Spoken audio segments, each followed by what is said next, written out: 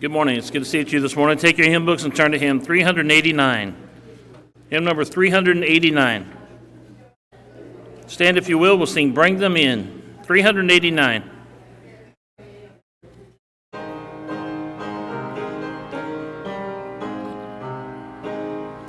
Hark, 'tis the shepherd's voice I hear, out in the desert dark and drear, calling the sheep who've gone astray, far from the shepherd's fold away.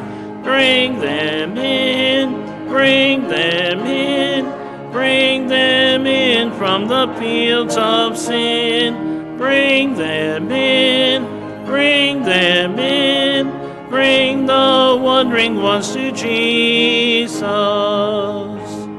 Who'll go and help this shepherd kind, help him the wandering ones to find.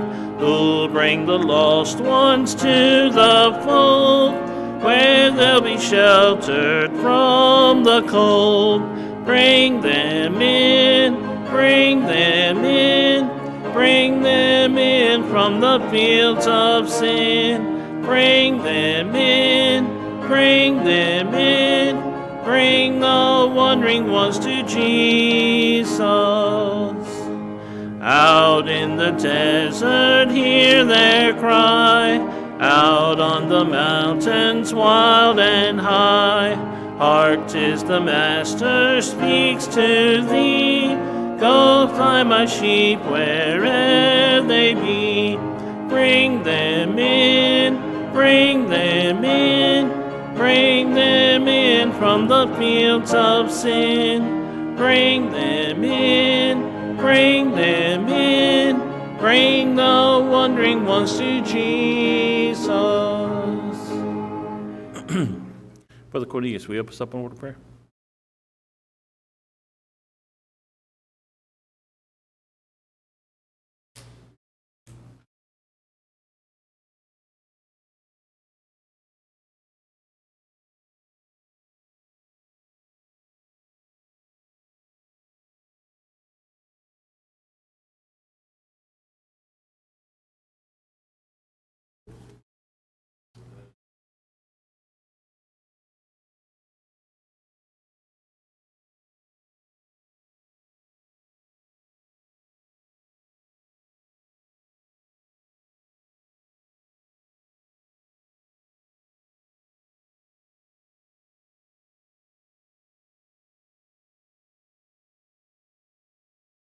Man, you may be seated. It's wonderful to see each of you here this morning. Trust you've had a wonderful week. As we look forward to this week, of course, a couple things to remember. Continue to pray for Rita. From what I've heard, everything went well on Friday. So please continue to pray for her, of course, dealing with pain as well as the recovery time. So I know that she will greatly appreciate your prayers, and also for Rondell as well. It's wonderful to have Mrs. Moody back with us, so please continue to pray for her. How are you feeling? Well, great. It's wonderful to have you back. We've missed you. Please continue to pray for each of the others in our church who are struggling and that need God's healing and His strength as well.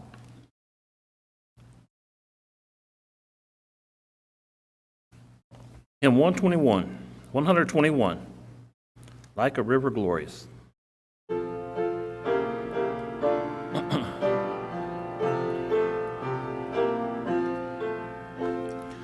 Like a river glorious is God's perfect peace, over all victorious in its bright increase. Perfect yet it floweth fuller every day, perfect yet it groweth deeper all the way. Stayed upon Jehovah, hearts are fully blessed, finding as He promised perfect peace and rest. Hidden in the hollow of His blessed hand, Never foe can follow, never traitor stand. Not a surge of worry, not a shade of care, not a blessed hurry, touch the Spirit there. Stayed upon Jehovah, hearts are fully blessed, finding as he promised, perfect peace and rest. Every joy or trial falleth from above, traced upon our tile by the Son of Love. We may trust him fully, all for us to do. They who trust him wholly, find him wholly true. Stayed upon Jehovah, hearts are fully blessed, finding as he promised, perfect peace and rest.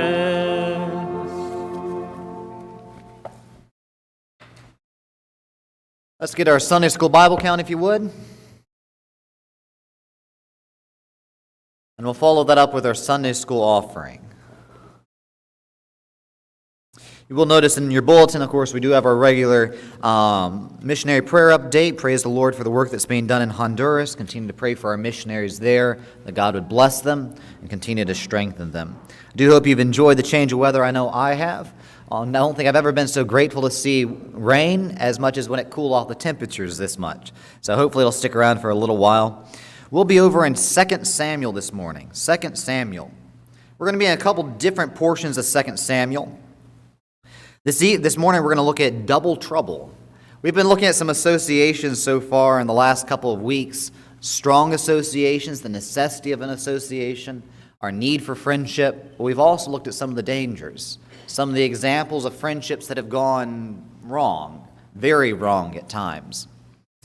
Well, this morning we're going to look at two individuals, and it's not a good individual hanging out with a bad individual per se.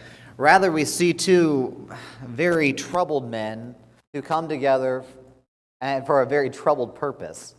This occasionally happens in history. Sometimes we are amazed by it when we see two individuals that normally would hate each other, and yet they somehow make an alliance.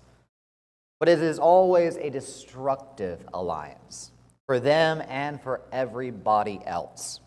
Now, I don't think any of us would fit into these categories. I hope none of us would fit into the two categories here.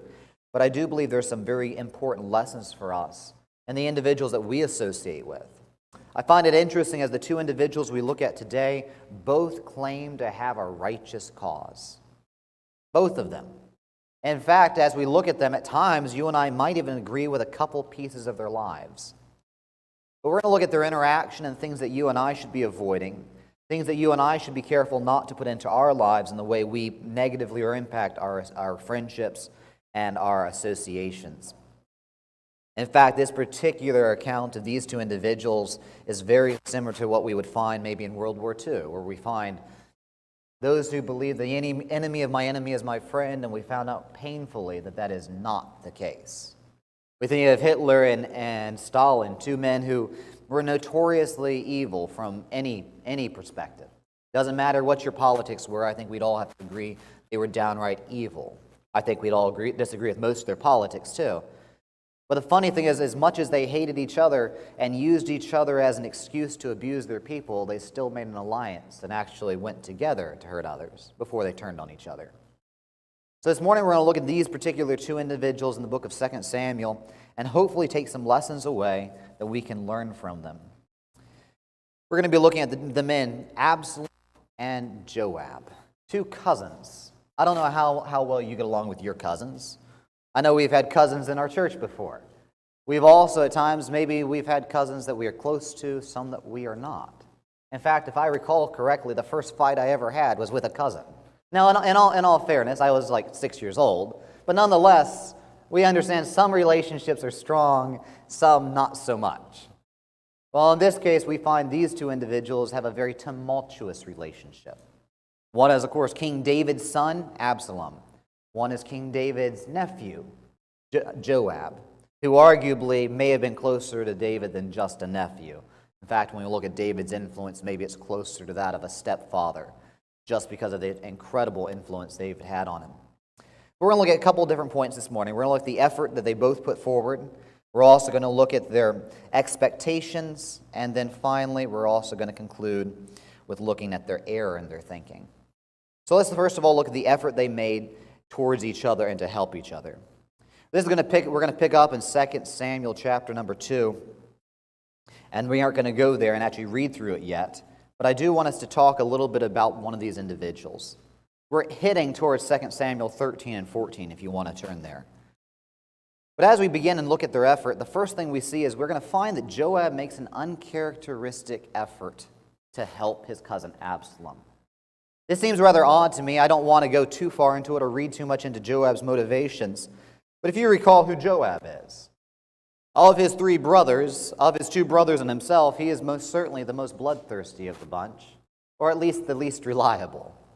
We find as we look at him, his brothers, of course, one brother dies because he is so dedicated to following somebody else in battle that he doesn't take basic precautions. The other brother lives a long life and in fact tries to protect David's life on multiple occasions. But then we find Joab. I can't say that you can actually find any great deeds Joab ever did in the Bible. It is hard to do. You'll find some that are good deeds, but maybe not great deeds. Abishai wanted to die for David. Joab, you'll find his name noticeably absent every time someone needs to try to defend another with his life. In fact, you'll not find Joab listed with any of the mighty men. But the one thing we do know about Joab is he was perfectly okay with bloodshed. In fact, one of the first things we find out about him is in 2 Samuel 2. We've read this passage somewhat recently, where we find Joab and his counterpart on the opposing force had young men literally play a deadly game for their own amusement. There's something really messed up about that. We understand we expect commanders to be able to commit troops even to their own death, but we don't expect them to do it needlessly. 2 Samuel 2, we find that not only Joab has no problem with that, we also find that he actually gets enjoyment from it. 2 Samuel 3, instead, we find that he actively tries to keep his country from coming to peace because he has a personal vendetta against someone, against one man. We understand those who, for one reason or another, struggle with animosity towards another group, mainly because they've been hurt in the past. Have you ever met someone who's actually come from one of the classic genocidal portions of Europe, or Africa, or anywhere, or Asia for that matter? There's a long list of them. A few years ago, I met a gentleman. I think he was running for school board. I can't remember if he was elected. I really enjoyed him, and I actually appreciated him. But I spoke with him for a little while, and I can't remember how we got into it. I think we were talking about some of the trends we were seeing. But he actually mentioned that, you know what, this reminded him a little bit of where he came from and the genocide that had come out of that. So I was curious. I knew from looking at him, his age didn't match and his ethnicity didn't match, of course, the Holocaust. So I was a little curious. I looked at him and wondered if he was Armenian maybe, but I wasn't sure. He was actually Greek and Macedonian. And of course, you remember all the horrific events that took place between the Turks and the Greeks back in the early 1900s. Interesting, very interesting. But when you talk to anyone like that, you'll always find there's a great deal of animosity, even if they're being careful. And this man truly was. I find it interesting, if you go through history, you'll find that even everything about certain countries, whenever there's animosity over generations, everybody is angry over everything. Go to anyone from the former Yugoslavia and ask them what they think of the other side, whoever the other side was. They're rarely not very kind, even though they were next-door neighbors. In fact, you go to portions of Russia today, or to Crimea, or to even Georgia, you'll find that even when it comes to dog breeds, they will argue over which dog breed was bred by which group of people. And even as they begin to talk about it, it'll quickly degenerate into talking about how much they hate that other group of people. Joab doesn't fit into this category. We don't condone such behavior, but at least we understand it. No, Joab wants to stop his country from making peace simply because he wants to kill one more man. That's who this Joab is. That's, of course, in chapter number 3. We'll also see that even after the peace is made in the same chapter, he still kills the man. And, of course, David condemns this. 2 Samuel 11, we find that he might actually be complicit in Uriah's death. Very disturbing. You jump to chapter number 14 that we'll see in a moment. He actually kills another man, apparently, simply because he takes the spot, the position that Joab wants. So this is the man Joab. But in chapter number 14, we find that Joab makes it a surprising turn. In fact, he goes so far as to actively try to help somebody else. To give you a little bit of background as we look at the effort that he's putting forth, we find in this passage, this is because Joab is attempting to intercede for Absalom. So let's start off in chapter number 14, verse number 1. Now Joab the son of Zeruiah perceived that the king's heart was toward Absalom. And Joab sent to Tekoa, and fetched thence a wise woman, and said unto her, I pray thee, feign thyself to be a mourner, and put on now mourning apparel, and anoint not thyself with oil, but be as a woman that had a long time mourned for the dead. And come to the king, and speak on this manner unto him. So Joab put the words in her mouth. Now, obviously, most of us would be uncomfortable with the manipulation going on in this passage. Essentially, what's happening is Joab is sensing that perhaps Absalom, the king's son that had already murdered another son, all through a series of tragic events, that perhaps the king's heart is softening towards him. Understandably, and apparently David's heart is softening. Anyways, Joab says, you know what, I'm going to try to bring my cousin Absalom back. Now, this is interesting because we find this is Joab. Who does Joab care about? Well, in the Bible, it's hard to figure out if Joab cares about anyone but himself. So why is he trying for Absalom? We can have all sorts of assumptions. I believe, as we'll see later, it might be actually his ambition, but we aren't sure of that. Anyways, he comes and he knows David well enough. He says, David, I want you, well, he knows better than to approach David. He says, you know what? David is very susceptible to a story. Aren't we all susceptible to stories? This is why that we usually teach fables. All the way back for the last 3,000 years, we've been teaching fables to children to help them understand and grasp concepts in our grown-up world. This is why Hollywood has always had propaganda influences, all the way back to the beginning of the very first talking and even silent films. There was always propaganda. Sometimes we agree with it, sometimes we don't. Nowadays, we understand is if you watch any of the modern films, you'll understand that, yes, well, that's obviously a social programming there, but it's always been that way. We always understand there is an influence in a story. David appears to be incredibly susceptible to this. As you'll see, nearly everyone who ever has to interact with David on a hard topic always uses a story. Joab does the same thing. But he comes and he gets this woman to come in and tell this king a literal story, a lie basically, and tell her basically that she's a widow and she had 2 sons, and in their interactions, one of them accidentally killed the other. Horrific story. All of our hearts would go out for this woman if it were true, and it's not. But if it were true. Anyways, he goes through, and of course, the king says, okay, after hearing her story, he says, okay, go on, and let me give it some thought, verse number 8, and I'll give a charge concerning thee. She is afraid, of course, in her words, that her one son will be prosecuted for the murder of her other son, and she'll be without a son and without anyone to provide for her. Well, the woman pushes David and pushes him a little bit further, and then goes on and says, in verse number 10 and 11, she actually gets the king to actually pardon her son, her fictitious son, and put his stamp of protection on him. And then the woman tells David, well, if you do this for my son, why wouldn't you do it for yours? Very terrifying words, but unfortunately, depending on your point of view, we can see that maybe David did not make quite the right decision in this passage. Maybe he did, but that's beyond what we're looking at. I want us to look instead at Joab himself. What is he doing and why? Is it concern for his cousin? That is possible. But Joab is putting forth a tremendous amount of effort in what we will call an unfaithful man. So Joab, of course, puts forth this tremendous amount of effort to get his cousin back into the country. We aren't told exactly why or what's going on, but we'll find in this passage, we'll find in verse number 21, this is exactly what happens. They bring Absalom back. Verse number 21, and the king said unto Joab, Behold, now I have done this thing. Go therefore, bring the young man Absalom again. And Joab fell to the ground on his face and bowed himself, and thanked the king, and Joab said, Today thy servant knoweth that I have found grace in thy sight, my lord, O king, and that the king hath fulfilled the request of his servant. Joab turns to the king and says, I'm counting this as a personal favor. Joab is saying, I'm calling in a personal favor for you just to bring my cousin back. He doesn't mention any reference to the fact that he wants to see the family restored, Absalom improved, nothing. It's just his personal favor. Anyways, we'll find in verse number 24, for a variety of reasons, the king says, let him go to his own house, don't bring him here.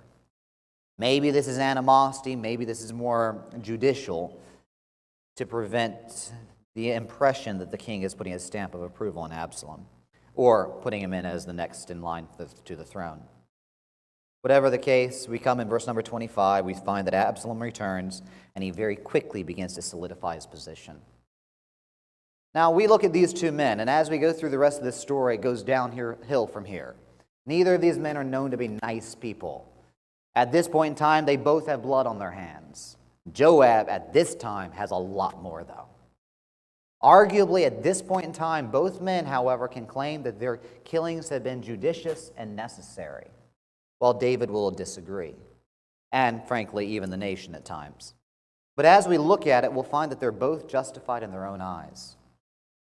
Have you ever noticed that anyone you ever talk to, no matter how wicked or how good they are is able to justify their own actions?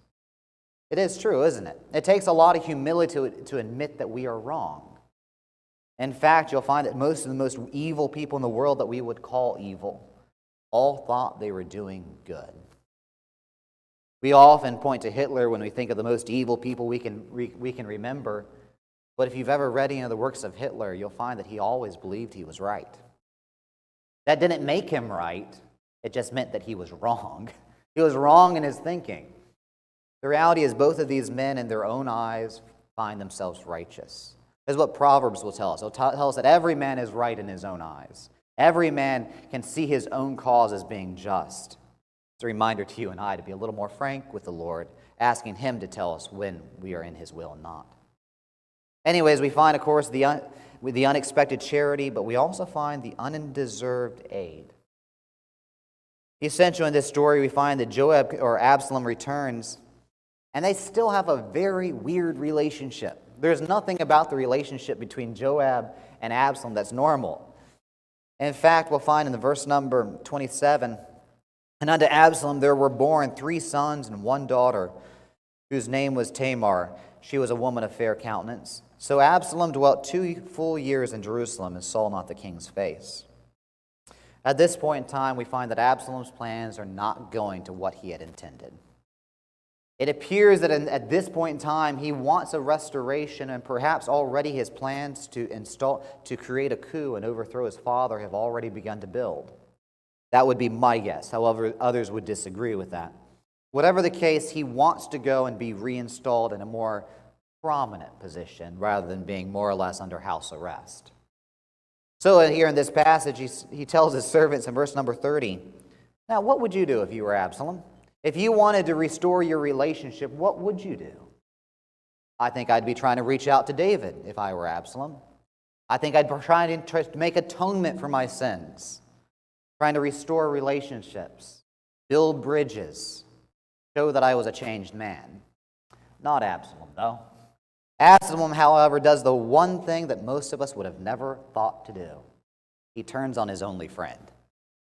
It is the problem whenever you make a friendship with a deceitful or untrustworthy individual, is no matter what, they will turn on you. Joab and Absalom should have known this about each other. After all, weren't they treacherous men? What should you expect from a treacherous man? The Bible says in verse number 30, "Therefore he said unto his servant, See, Joab's field is near mine, and he hath barley there. Go and set it on fire. And Absalom's servant set the field on fire. And Joab arose and came to Absalom unto his house, and said unto him, Wherefore have thy servant set my field on fire?" I find this entire passage absolutely strange. Think about everyone's responses. If someone set your house on fire, what would you do? If you have a garden and someone came and burned it down, what would you do? Go and ask them what they wanted? I dare say most of us would not have that response. We'd have a very different response. Maybe a Christian one, maybe not. But it wouldn't be this one. You wouldn't go and beg him to have a better favor in his eyes. I believe at this point we're seeing a hint that perhaps there's a little bit more going on behind the scenes. We all know that there are such things as backroom deals and kickbacks, where some of us are annoyed when we look out in our community and we wonder how that worked out. I wonder what deal's going on there. Even whether it's be local politics or federal politics or just around the world, it makes us uncomfortable. It appears that there has been some sort of agreement reached here. In fact, we look in this passage, this is more or less just blackmail or extortion. Absalom and Joab are not good friends at this point. They're cousins, but we still find that Joab is still willing to reach out to his father on Absalom's behalf. You ever met someone who was so disordered and so confused that they would actually actively hurt others just to get what they wanted? Hurt the one people in the world that actually are helping them. Well, it happens, but what's even more strange is when we have someone like Joab who responds to such abuse in a positive fashion. There is obviously in this passage nothing in here that we would call functional. Joab's field gets burned down. I think this is plenty of evidence to show that Absalom is not ready to reintegrate into polite society. If his way of fixing problems is to burn his neighbor's property, that's not a good thing. He obviously still has problems. He's not ready to return. But we'll find in this passage, we'll find that in verse number 33, and Joab came to the king and told him, and when he had called for Absalom, he came to the king and bowed himself on his face to the ground before the king, and the king kissed Absalom. We'll find in this passage that Joab goes and gets Absalom totally reintegrated. In this passage, we know that Joab knows that Absalom is a troublemaker. He knows Joab is a violent man. He himself has suffered at the hands of Absalom. And yet, he still instills Absalom closer to the throne. We can wonder at this, it is my opinion here, as we move on to our next point, that there's something else going on. We don't know for sure, but we can see some of the later results and we kind of have a guess. But I think even at this stage, we find two individuals who are willing to pursue evil ends also will take it out on each other. This is why the Bible will remind us as we conclude in this passage to make no friendship with an angry man.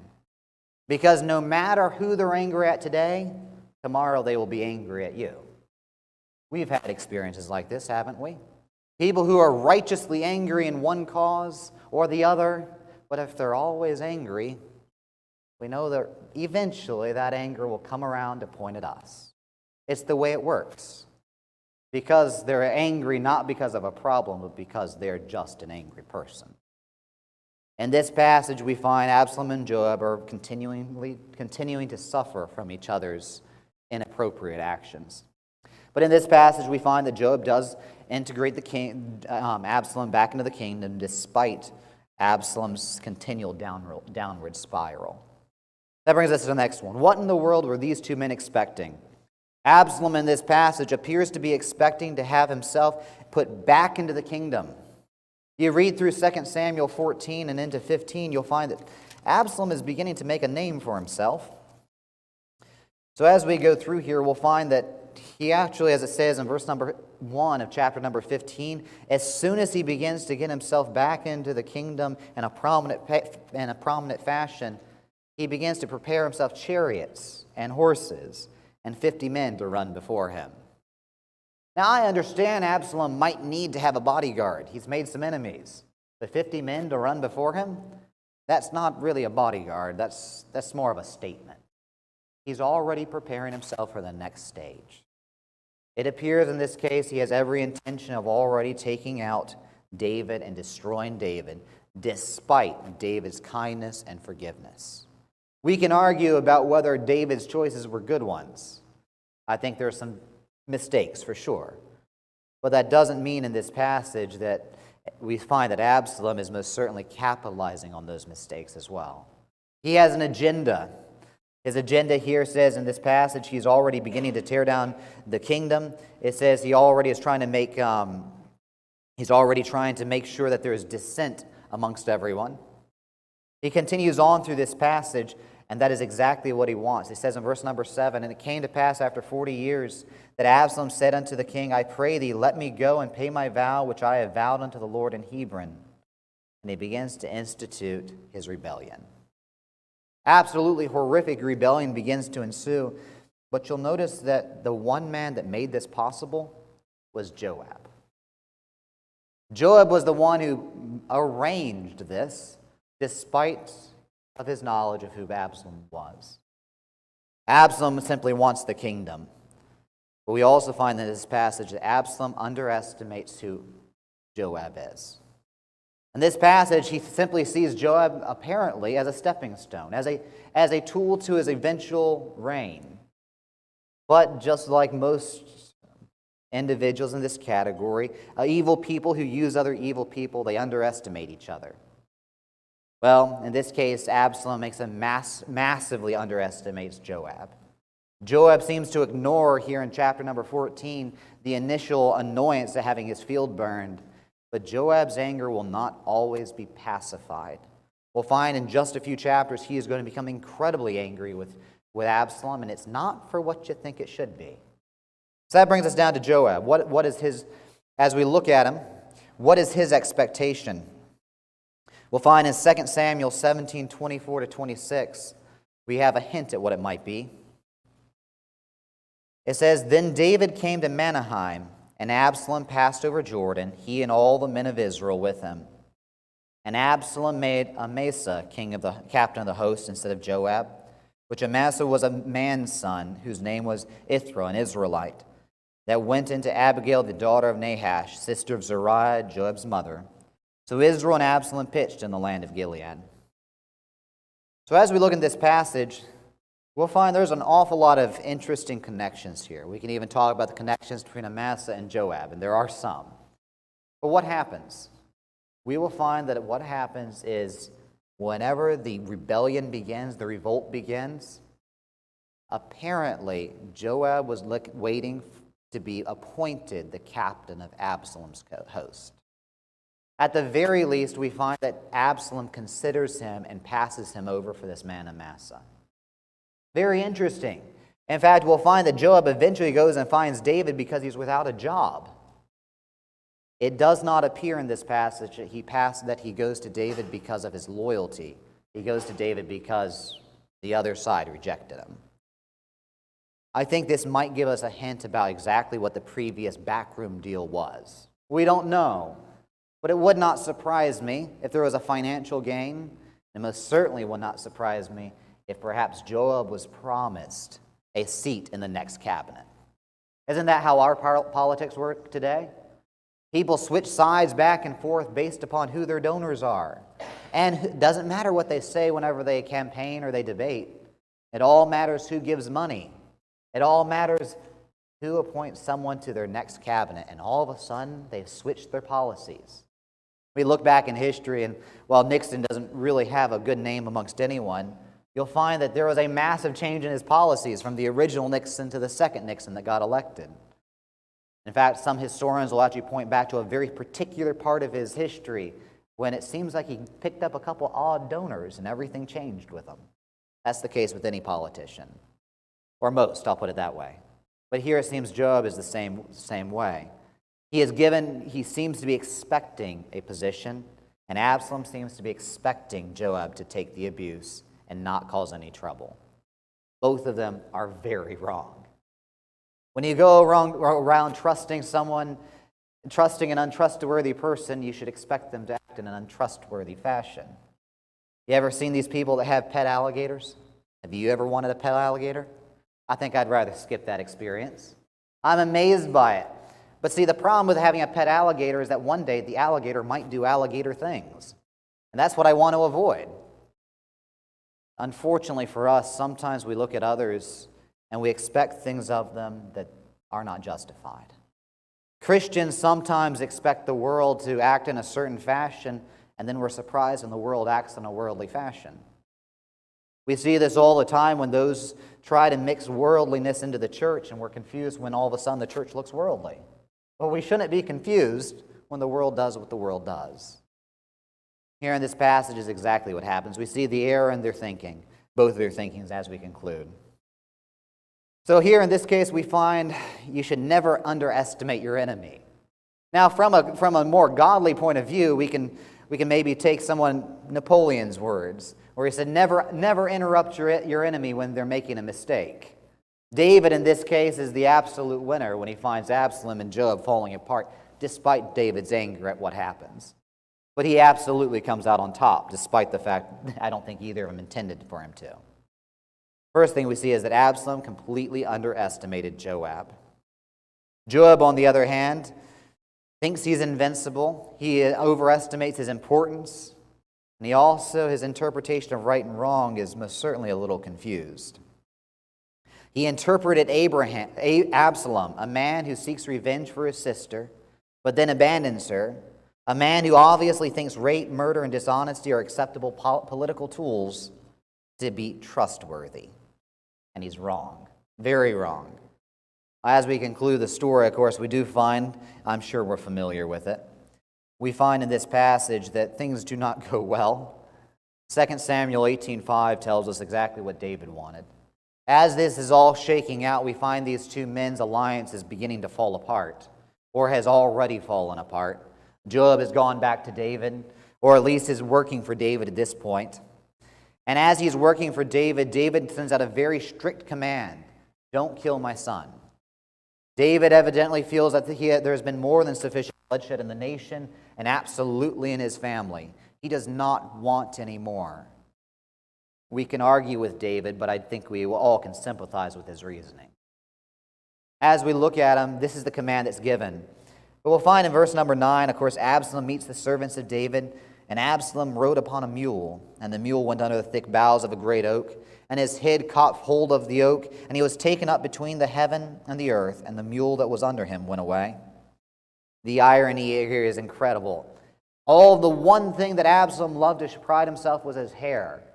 In fact, he had incredibly long hair from what we can tell, and purposefully kept it that way, despite it was not the Israeli custom of the day. Not only wasn't the custom, it was actually frowned on, unless you were, of course, for that one particular type of oath. But here in this case, of course, his hair gets caught in a tree. I kind of wonder what it would have looked like. It almost reminds me of maybe a case when one of these forests that you go through, it's maybe just over hip height. You're running through and you're ducking underneath things. You're ducking underneath a particular branch. Maybe you're on a dirt bike, a four-wheeler, and all of a sudden you don't duck far enough. I think most of us have also, anyone who's ever messed with an animal like a mule or a donkey have probably also heard tale of those donkeys or mules who will try to kill you just for the fun of it.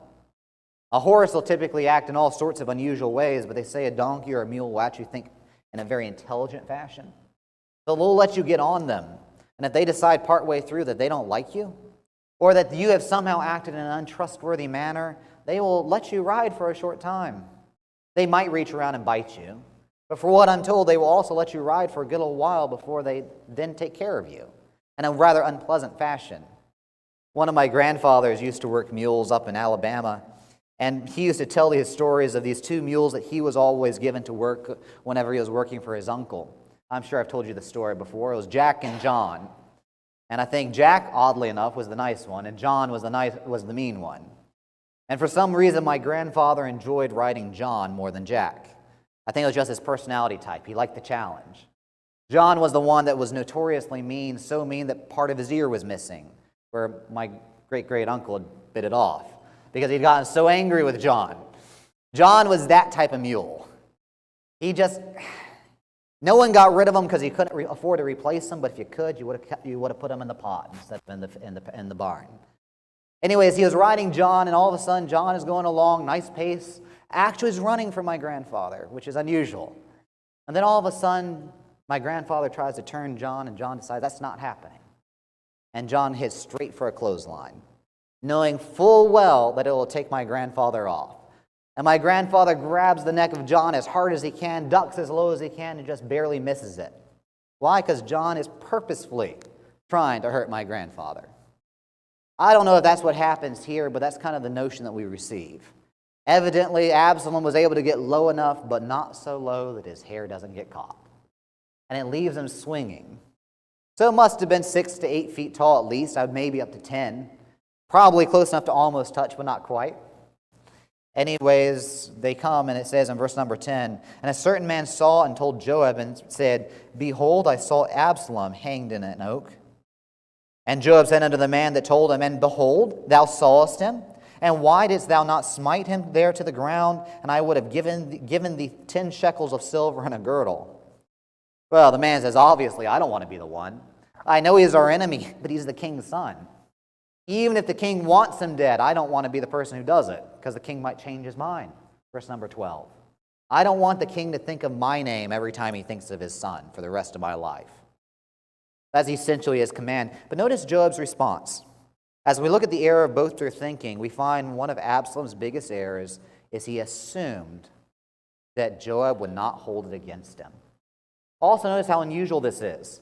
Joab is the same man that didn't bat an eye whenever Absalom burnt his fields. And yet in this passage, he's furious. I personally think it's probably because the captaincy has been given to someone else. He feels that he has been betrayed, I would guess. But we don't know. Whatever the case, we find he is furious. In verse number 14, it says, Then said Joab, I may not tarry thus with thee. After arguing with the man for a couple verses, Joab says, Fine, I've had it with you. Just leave me alone.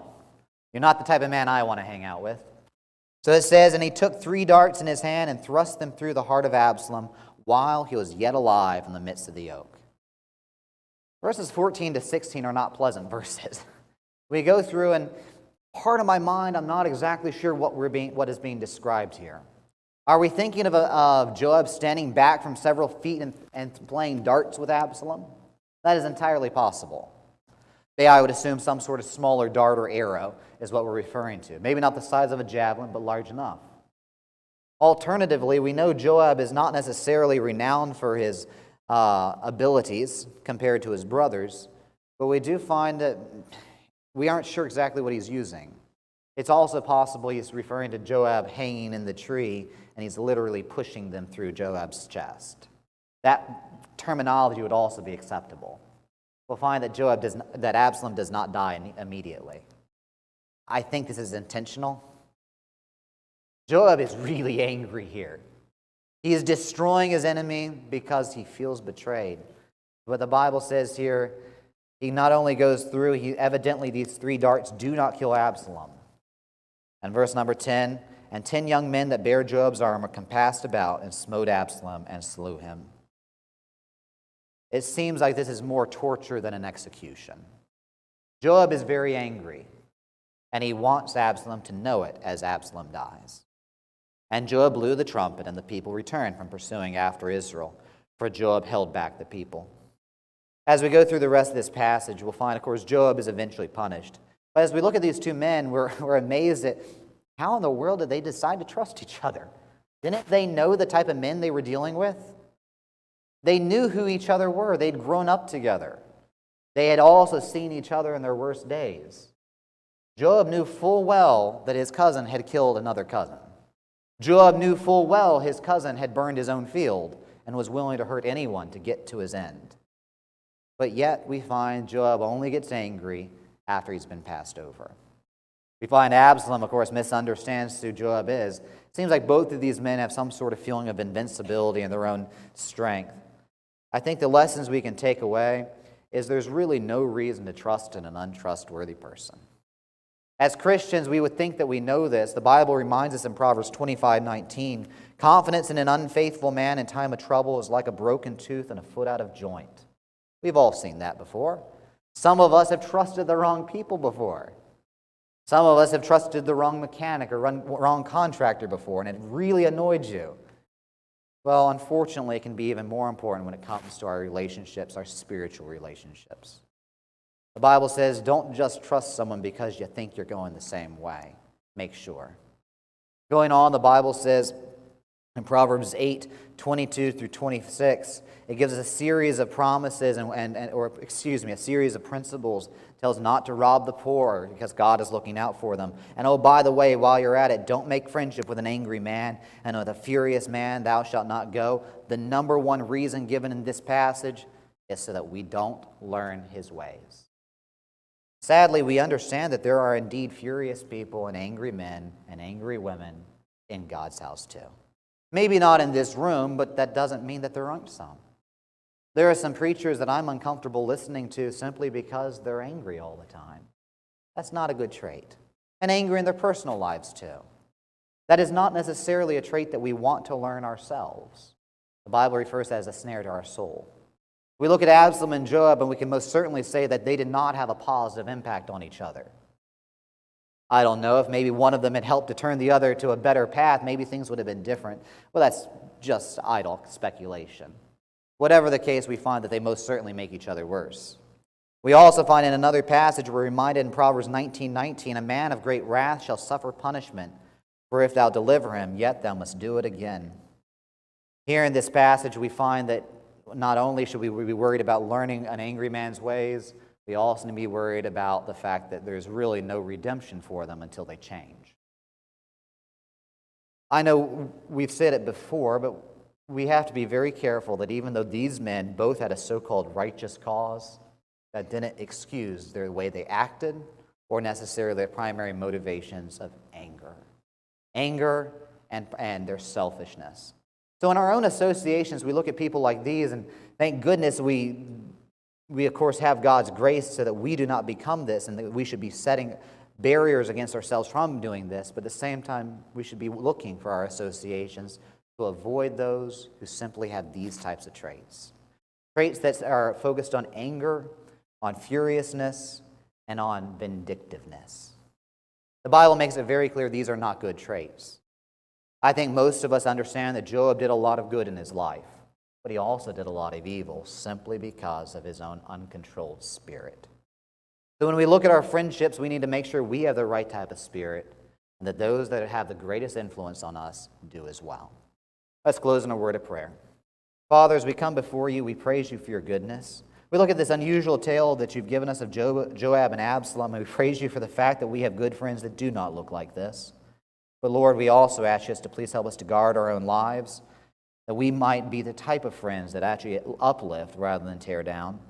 Lord, we also ask you to give us your wisdom as we look into this world. We look in and we have the wisdom and discernment that you would have us to have. We ask you to not only help us to have the right cause, but also the right methods in all that we say and do. We ask this in your Son's name. Amen.